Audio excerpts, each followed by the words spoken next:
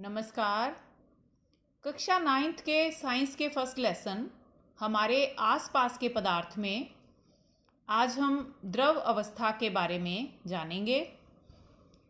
द्रव का पहला गुण होता है उसकी तरलता, यानी द्रव दृढ़ नहीं होते जिस तरह ठोस दृढ़ होते हैं।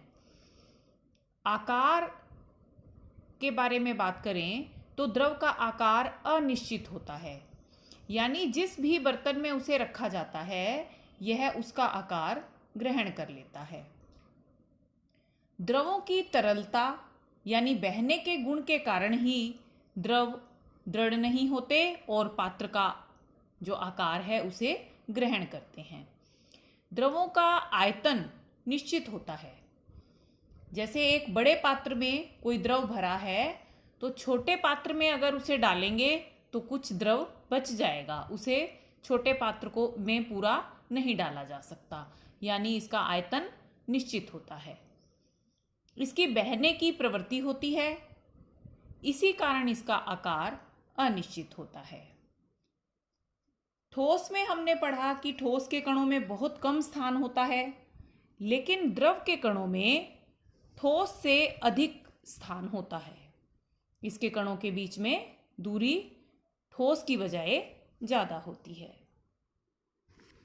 देखें, अगर हम इसका चित्र बनाना चाहें तो ठोस के कण इस तरह से बहुत पास होंगे, इनमें स्थान बहुत कम होगा। द्रव में स्थान बढ़ गया, यानी इसके कण दूर दूर हैं, और गैस में ये कण और भी अधिक दूर हैं। द्रव के कणों की गतिज ऊर्जा ठोस से अधिक होती है। द्रव के कणों की अपेक्षाकृत अधिक गतिज ऊर्जा के कारण ही द्रवों में विसरण अधिक होता है।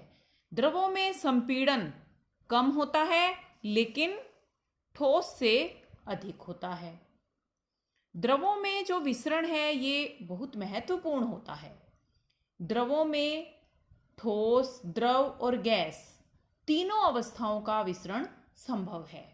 जैसे पानी में हम चीनी घोलते हैं, नमक घोलते हैं, तो यह है द्रव अवस्था में ठोस अवस्था का विसरण।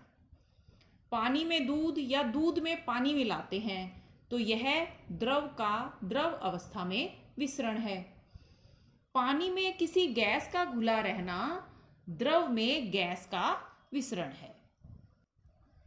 जलीय जीव श्वसन के समय जल में घुली हुई ऑक्सीजन का ही उपयोग करते हैं और इसी कारण वे जल में जिंदा रह पाते हैं। जल में रहने वाले पौधे जब इन्हें प्रकाश संश्लेषण करना होगा तो इन्हें चाहिए कार्बन डाइऑक्साइड, और ये जल में घुली हुई कार्बन डाइऑक्साइड से ही प्रकाश संश्लेषण की क्रिया संपन्न कर पाते हैं। ठोस की अपेक्षा द्रव में विसरण की दर अधिक होने का कारण क्या होता है? क्योंकि हमने जाना था कि ठोस में तो विसरण अधिक नहीं होता। द्रव अवस्था में पदार्थ के कणों की स्वतंत्र गति, यानी इनकी अधिक गतिज ऊर्जा, और द्रव के कणों में अधिक रिक्त स्थान, ये दो कारण हैं जिनकी वजह से द्रव में विसरण अधिक होता है। अब जानते हैं गैस अवस्था के बारे में। गैस अवस्था में आकार अनिश्चित रहता है। गैस पात्र का आकार ग्रहण करती है और बिना पात्र के यानी खुले में रहने पर यह फैल जाती है। गैस का आयतन यह भी अनिश्चित होता है। जैसे 2 लीटर क्षमता वाले पात्र में भरी गैस को यदि हम 1 लीटर या 4 लीटर वाले पात्र में डालें तो यह पात्र को पूरा भर देगी। यानी 2 लीटर गैस को 1 लीटर पात्र में भी डाला जा सकता है और 4 लीटर वाले पात्र में भी डाला जा सकता है, और तीनों अवस्थाओं में ये पात्र भरे हुए रहेंगे। क्यों? क्योंकि इन कणों के बीच में रिक्त स्थान बहुत अधिक होता है और भी अधिक हो सकता है। गैस के कणों की गतिज ऊर्जा अधिक होती है। यही कारण है कि पके खाने की खुशबू घर के बाहर गली में भी अनुभव की जा सकती है। आपने ऐसा महसूस किया होगा कि जब खाना पकता है तो उसकी खुशबू बहुत दूर तक जाती है। ऐसा गैसीय कणों की अधिक गतिज ऊर्जा के कारण होता है। गैसों में भी विसरण अधिक होता है और संपीड्यता यह भी अधिकतम होती है। गैसों में विसरण अधिक होता है, इसका पता आप कैसे लगा सकते हैं? मानो कभी घर में एलपीजी का सिलेंडर गलती से थोड़ा लीक हो जाए तो उसकी बदबू दूर तक फैल जाती है।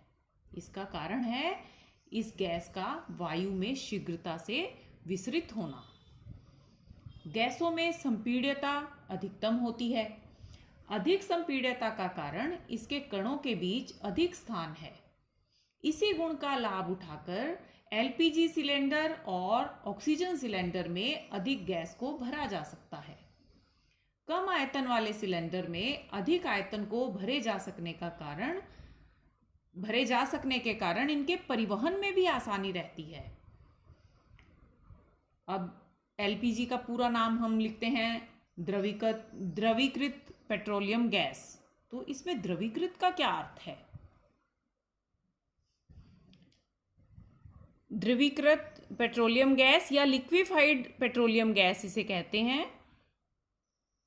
जब अधिक आयतन की गैस को कम आयतन के पात्र में संपीड़ित कर यानी दबाकर भरा जाता है तो गैस के कणों के बीच की दूरी कम होने लगती है, और जब यह दूरी इतनी कम हो जाती है जितनी कि द्रव के कणों के बीच की दूरी, तब यह गैस द्रव अवस्था में बदल जाती है। और जब यह पात्र से बाहर आती है तो दाब कम हो जाता है, फिर से कणों के बीच दूरी बढ़ती है और द्रव से गैस अवस्था वापस बन जाती है।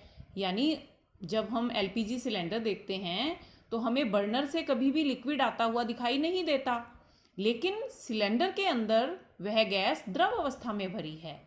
लेकिन जैसे ही हम बर्नर ऑन करते हैं तो बाहर वापस उसका जो दाब है वो कम हो जाता है, इसलिए वह गैस अवस्था में ही बाहर आ पाती है।